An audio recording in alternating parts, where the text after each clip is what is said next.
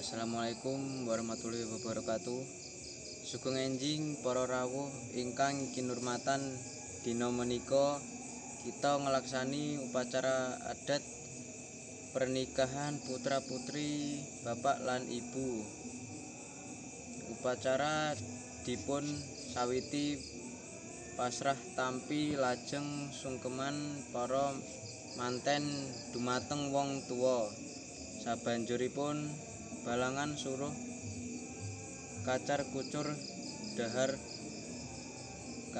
kelimah lan